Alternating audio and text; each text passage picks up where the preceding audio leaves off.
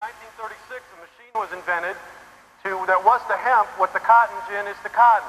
The first American flag was made out of hemp. George Washington was a hemp farmer. All the soldiers at Valley Forge wore clothes made out of hemp. Every prairie schooner that crossed the West was covered in hemp. Isn't that sick? Hemp will produce...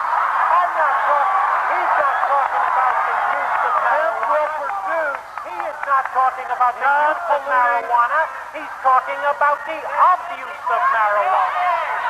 I'm trying to explain to you why the American people have been brainwashed into not understanding what's really going on here. If you can produce non-polluting fuel to run all of our cars cheaper than gasoline, do you know who poured millions of dollars into recriminalization Alaska? The petrochemical industry funded that campaign. Oh, no, sir. No, sir. No, sir. Marie? No, sir. I beg your pardon, sir. Look, you can declare a civil war in this country. It's 90,000 against 70,000. You're going to put the 70,000 in jail? Excuse me. Yes, Marie, you do get to speak. I know this audience will respect you and allow you to speak. Excuse me. That initiative was done completely and totally by volunteers, by people like you and me who went out and collected signatures. I read in the paper that the petrochemical put millions of dollars into recrim. Excuse the Tobacco Institute. Excuse me. Yes. Let me give you the exact figures. Go ahead, Marie. Go ahead. Let me give you the exact figures. Yes. Excuse me. We're listening, Marie. Go ahead. For our initiative, we spent $7,000, collected 42,000 signatures. That $7,000 was used to pay for one person in a room to do all of the gathering work for us over a period of 5.5 months. Yep. Excuse me. How much did the opposition spend, Marie? Excuse me. We didn't have any opposition during the collecting of the signatures. Now, excuse me. Yeah. Please let her make her point. I will tell you. Partnership for Drug-Free America. I will tell you. Excuse me. Let me talk. Yes, ma'am. You know, this is a unique experience for a Jewish guy to stand up here. I know how the Christians felt going to the Lions. Yeah. Excuse The people me. being thrown to the wolves are the marijuana smokers. I am compelled to ask this audience to demonstrate good old Alaskan courtesy to the speaker and let her make her point. Marie, please. All right. For this particular initiative, we collected... You collected what? We collected the last APOC on October 30th was $12,000 some $100. Excuse me, and I will tell you. Excuse me, and I will tell you. Please make your point, Marie. We're listening. We had very little money. Nobody was paid. Nobody was paid a nickel out of that $12,000 we had. What about all the media propaganda and Bill Bennett, the drug czar, coming up here to support this thing? Let me just make a point, Marie. I am tell America that if you didn't load this place with so many potheads, they'd be a lot more polite. Well,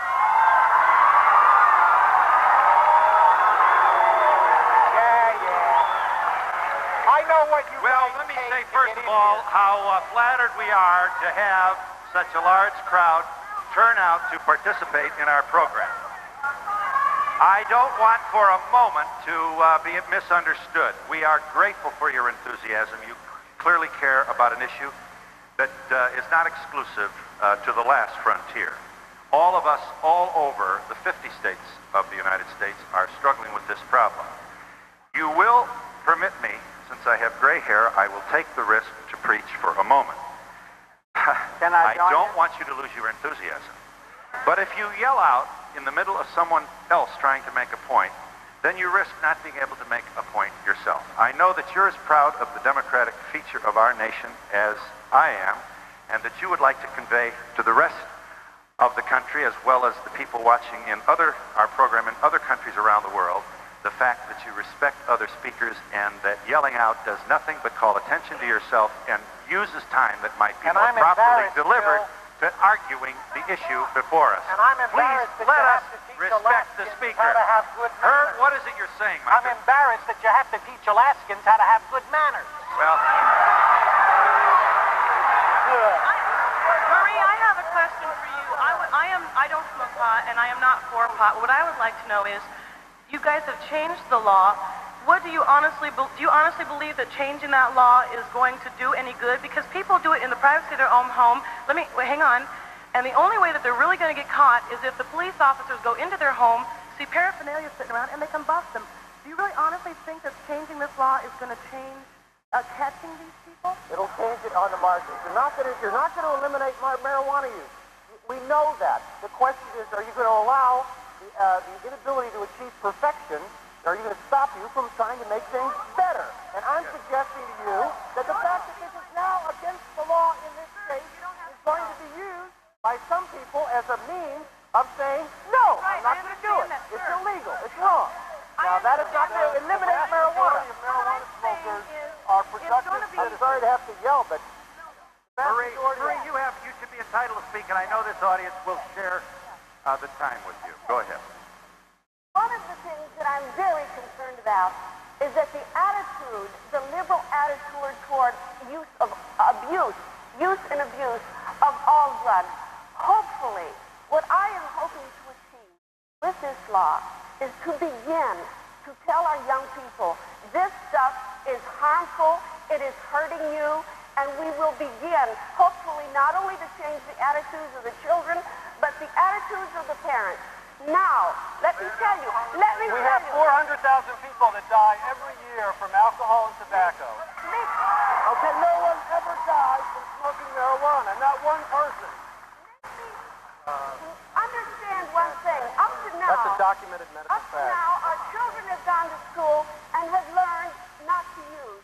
They've been told this is bad. Then they go home and see mom and dad using it. Now, excuse me, now, your son and daughter is going to come home, and when they see you using, they're going to say to you, Mom and Dad, you are breaking the law. Is it okay for me to break the law? And we'll be back to Anchorage, Alaska in just a moment.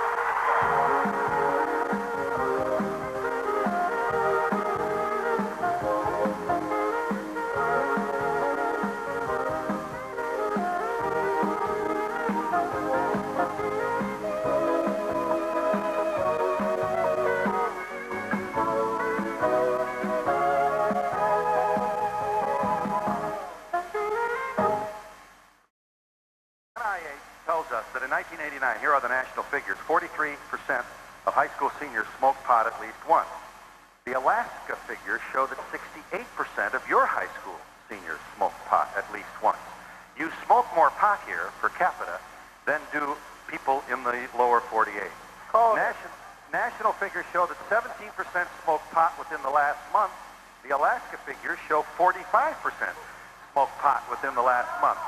Do liberal pot laws promote more pot smoking? Incidentally, there's more THC in pot today than there used to be. 3.5%. That's up from 0.5% in 1974. So you get a buzz on a lot faster with the pot that's on sale today. One more thing. A high reaches its peak within 1/2 hour of smoking and can last from 2 to 8 hours after you've smoked pot. The body takes from 1 week to 1 month to clear itself from chemicals from one marijuana cigarette. Those who oppose the liberal marijuana laws claim, and there is considerable evidence to prove, that pot impairs memory, alters the sense of time, impairs concentration, affects your ability to reproduce, impairs your speech. You have lack of body coordination and unexpected mood changes. And I don't want that guy. And I don't want you can that also guy get driving bronchitis. down the highway in front of me or on the same highway as somebody that I care about. I never saw anybody smoke a marijuana cigarette and stumble down the street the way they do on alcohol. By the way, Phil, I read an article that my friend here wrote just before the program. The man couldn't get 10 words into the article without having to use a word that I can't say. You mean dirty words? That's right. I would as soon ride in a vehicle with somebody that had smoked a joint than somebody that had been sitting in the bar all day. And you know what? It's legal. And I think, Phil, what mean, you're seeing is a very good example about the irrationality which was behind this initiative. Nobody seems to want to address the issue. Everybody wants to talk about how good or bad pot is. I don't care. I don't want the government in my living room, in my bedroom.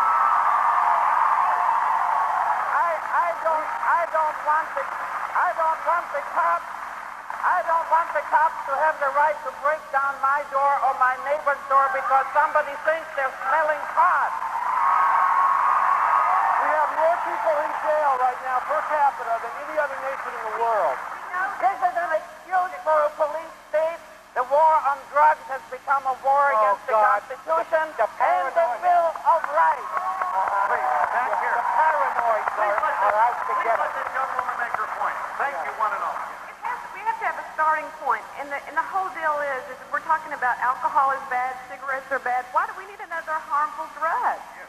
But the point is passing laws against it, obliging an already overworked police department to go in and stamp out what is essentially our own personal decision and our sin and something that's going to influence our bodies. And that's another thing, that if you're an addict, you have to have consequences. That's a part of enabling. If we don't have consequences, they're not going to realize they have a problem. My point is that I have small children and I choose not to smoke pot, but I don't feel that they should illegalize it. Everyone's going to do it anyway. I feel that it is a right for people, whatever it is they want to do, as long as it doesn't cause any harm to other people within their own homes. That's what this country was built. Mr. Donahue, I raised teenagers in Anchorage, Alaska in the 80s. My son was smoking at 12. There was nothing that the law said or did that could have changed his attitude towards smoking pot. I personally have called the Drug Enforcement Agency. I know of crack dealers here in Anchorage. I have called many, many times. They tell me to go in and make a buy because the police cannot keep up with the DWIs, the alcohol, and the marijuana. Your position is what? My position is I'm not in favor of smoking marijuana. I'm not in favor of legalizing it. I'm not in favor of making it right to come into a home and arrest somebody that chooses to be responsible for their own right to smoke. I don't use it. Well, you don't want the cops going into arrest. No.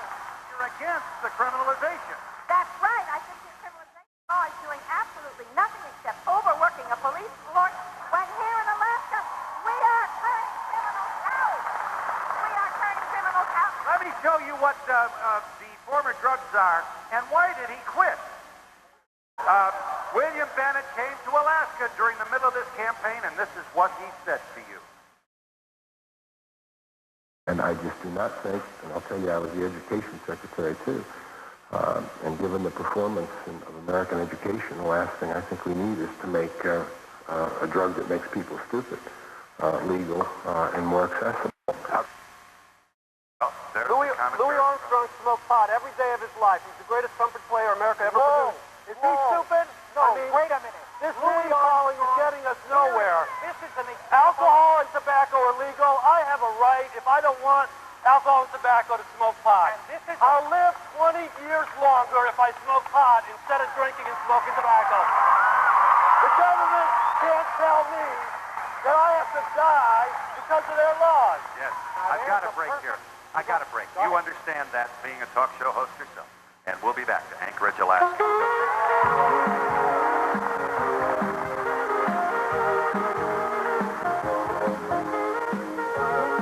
Please, this audience would like those watching to know something they probably already do, and that is that there's more than sin and doing bad things to your body and giving bad messages to your kids. Yeah, let's go over it one more time. Drinking martinis and beer gives bad messages to your kids. Now, wait a minute. We should at least give a respectful bow to those who are concerned about privacy issues in America at a time when the evening news, we've got cops breaking doors down. and we've got people standing there in their underwear. You better make sure you're dressing well from the bottom up, because you may be on the evening news. Are you concerned about what appears to be a rootin' tootin' shootin' disregard for the Constitution as America tries to deal in a military way with its drug problem? You wanted to say, Mr. Boyko, sir. The Anchorage Bar Association, a group of professional lawyers, after listening to Senator Fritz Pettyjohn and others debate the issue prior to the election, voted unanimously. Can you imagine a bunch of lawyers agreeing totally on something? They voted unanimously to oppose this thing because it would lead to selective law enforcement. It would lead to They wanted to keep the liberal pot law. Yes, sir. Yes, not because they favored pot. I don't favor pot. I'm against all drugs. But I think when you pass laws of this kind, all you do is encourage people to be lawbreakers and scofflaws and have contempt for the law. Yeah, over here. I think that we need to be very, very careful about what we do in regard to privacy. I don't smoke pot. I have a smoke-free, drug-free home. However, if the majority of the people or the legislature decide that my Bible isn't appropriate, are they going to break down my door and take that too?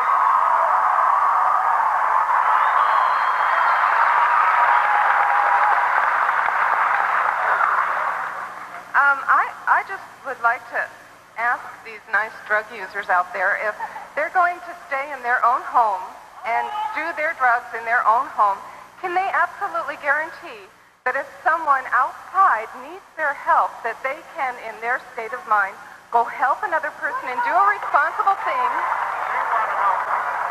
They want to know, why isn't the same question appropriate for alcohol abuse?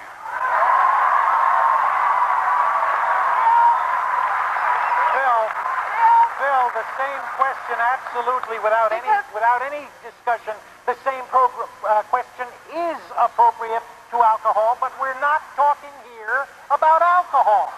Why not? I think that alcohol and marijuana need to be opposed, if any. But not turned into I just want to make sure that the people that are doing their drugs and doing it in their home stay in their home and away from my children and school. The kids are just going to rebel against it anyway, though.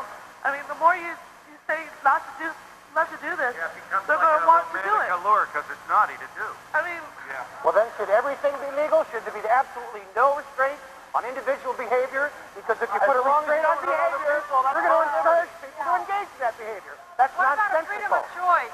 I mean, there's a seatbelt law, there's a helmet law, there's abortion law. What about a freedom of choice? Well, I think if you want to change the law, then you got to start by enforcing the old law, and then you got to start by reduction methods in the future years if you ever want to turn it around, because you can't just stop it to a whole... They agree. Rumor has it, Phil, Yes, I'd that like to address this Senator Pettyjohn wants to make sex illegal because it leads to pregnancy.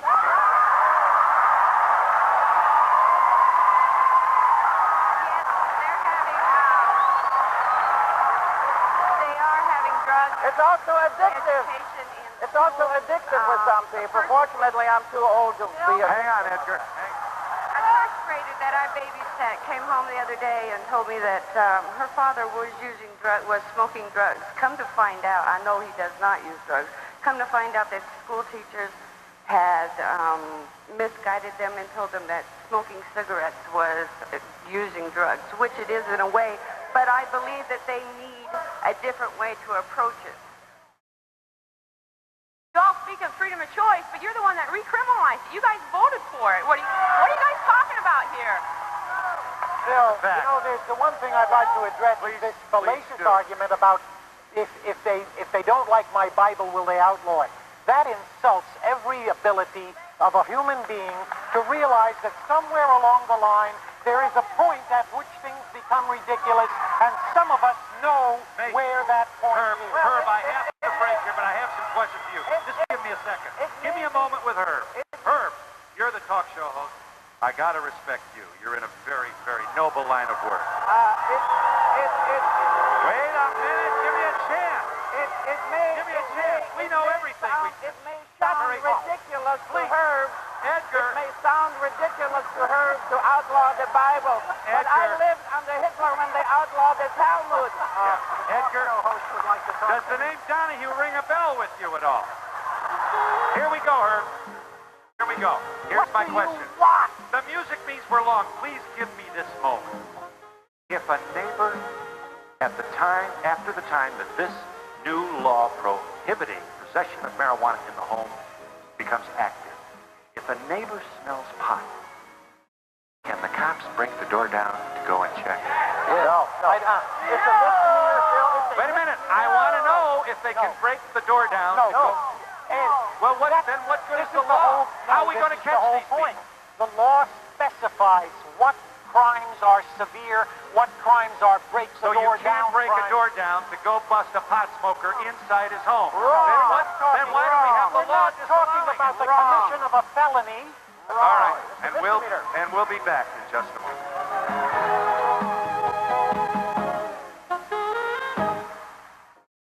High Times magazine of which Stephen Hager is his editor.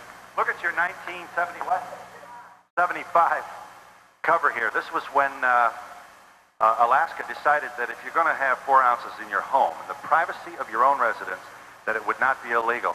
This kind of imagery has upset not a few proud Alaskans who feel that the focus on this issue makes it look like you're all kind of Wild West, anything goes up here, and you're much too liberal. And there's a lot about Alaska that doesn't have anything to do with pot smoking.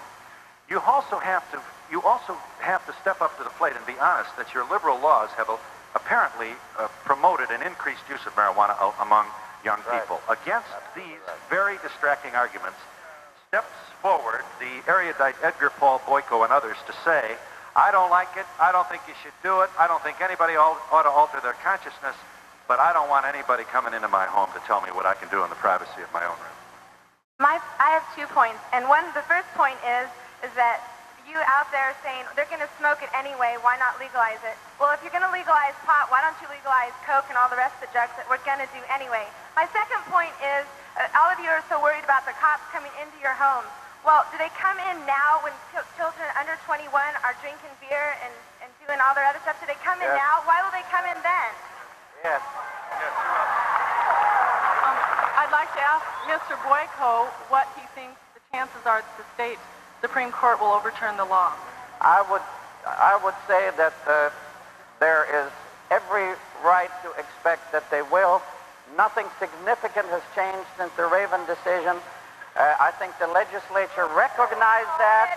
Edgar, will you bet me $1,000 on that? Will you bet me $1,000 right now at that point? Over here. Yeah. Over here. I just wanted to say that I'm a school teacher, and in school we teach our children that drugs are very harmful and hurtful.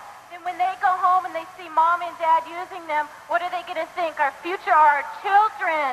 And our future does not look bright if they're brought up on pot. Yeah, but it's okay to watch whiskey, huh? Watch them booze and smoke and chain smoke. That's okay, right? And drink booze. Yeah. How do you explain the fact that you can have it in your home, but it's illegal to buy it to take it home? Is this a contradiction? That is a dumb law, and that should have been changed, but they changed it in the wrong direction. Is it possible that this would be the pin on which the Supreme Court might overturn the liberalized private possession law? No, because they created that. They created it. The voters never created that. The court did. Not the voters. Yes. Marie, you get to speak. Yes. Yes. The court indicated that at the time they decided this was okay to use, it was because it was less than 1% THC. It is now 15% here, and the use at that time was such that it was not considered dangerous. However, Go ahead, Marie. Privacy, they made it very, very clear that if that changes, this law should be changed. Also, privacy must yield when it interferes with the welfare of others. And it is interfering. Give Marie that bag of pot there. Give her that bag. I want you to show that again, Marie. Give that to her. It's on the stage there. Please, just give it to her. Marie, hold that up. You made this early. If you joined us late, this is 4 ounces of marijuana. She wants you to know that that's a lot of pot. show them the number of J's you can make with that. You know, Phil, I wish that Where we is would it? remember... Show them this. 19-year-old in our state had the opportunity to have 290 joints in his possession. Now, listen, this not only makes users out of our children, it makes dealers out of our children. And we'll be back in just a moment.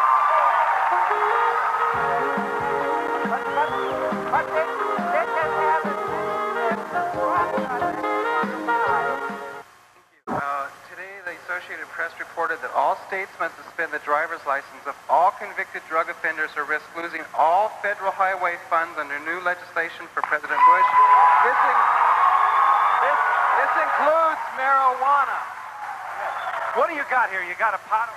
That's partially 4 ounces, but I'd like to ask if the issue is privacy, then is it all right for a person to smoke a joint each night and drive a school bus each day? But once again, is it all right for a person to drink alcohol and drive? Alcohol leaves the system much quicker than true. marijuana. Hold on. I got a real live doctor here who treats drug addicts. I know that because she just told me. Let's give her a moment here. Phil, this is a hoax that they're perpetuating that's saying that this is a safe drug. It's toxic.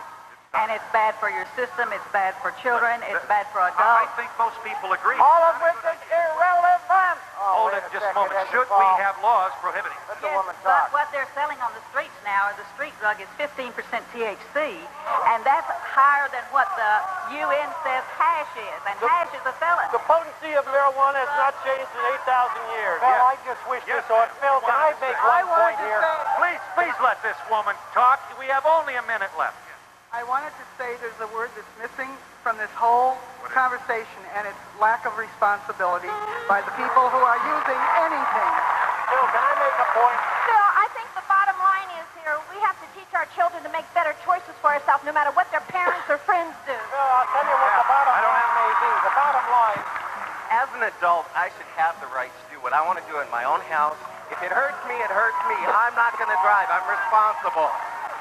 Phil, I'd like to make a point if I can make a point. The natives with alcohol, let's don't do it with marijuana. The issue is that the use of marijuana is a disease. It's a chemical dependency issue, as is alcohol.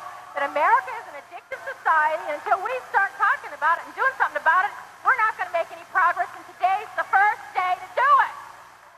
You know, we haven't even talked about the economic ramifications of this issue. Is marijuana second only to corn as the agricultural harvest crop of profit in the lower 48? No, it's the biggest crop in America.